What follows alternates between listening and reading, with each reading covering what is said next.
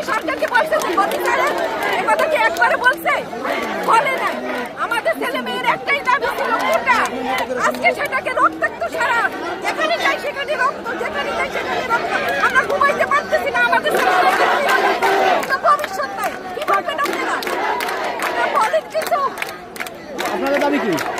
আমাদের দাবি আমার সন্তানরা যা বলবে সেটাই এখন আমাদের দাবি। আমরা সন্তানদের আমাদের এখন কোনো দাবি নাই, বাবা একটাই স্বৈরাচারের পতন চাই, স্বৈরাচারের পতন চাই, সরকারের পতন চাই। সরকার তো আপনাদের সাথে বসতে চান। না, আমরা এখন আমাদের লাশের উপর দিয়ে সরকারের সাথে বসবো না।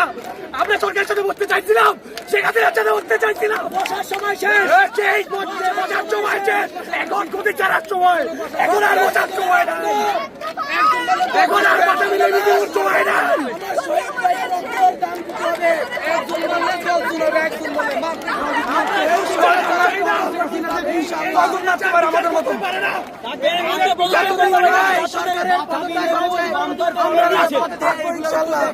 আমাদেরকে কিভাবে মারতেছে, বাতাবি লেবুর বাম্পার ফলন দেখায় কোনো লাভ নাই ভাই।